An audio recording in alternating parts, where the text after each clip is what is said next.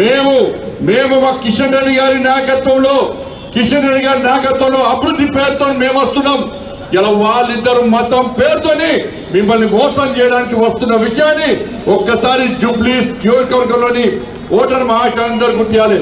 ఇలా వాళ్ళందరూ BRS party 10 సంవత్సరాలు 3,000 ఇస్తానని ఆడోళ్లకు, ఎక్కడైనా 3,000 ఆడోళ్లకు పెన్షన్ ఇచ్చిందా ఒక్కసారి చెప్పండి.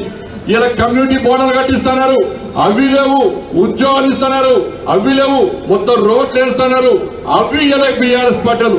ఇలా కాంగ్రెస్ పార్టీ వాళ్ళు 2,500 రూపాయలు పెన్షన్ ఇస్తున్నారు, తులం బంగారం ఇస్తున్నారు, స్కూటీలు కొనిస్తున్నారు, వాళ్ళు అవియలే. ఇవాళ ఈ 2 పార్టీలు మోసం చేస్తాయి కాబట్టి ఇవాళ నరేంద్ర మోడీ గారి ప్రభుత్వం మీరు ఇక్కడ కిషన్ రెడ్డి గారిని గెలిపించిన తర్వాత ఈ భాగ్యనగరానికి 1,000 కోట్ల రూపాయల నిధి తీసుకొస్తున్న విషయాన్ని ఇలా భాగ్యనగర్ సమాజం జూబ్లీస్ నియోజకవర్గం ప్రజలు ఆలోచించాలి. ఇవాళ మళ్ళీ గెలిపించాలి.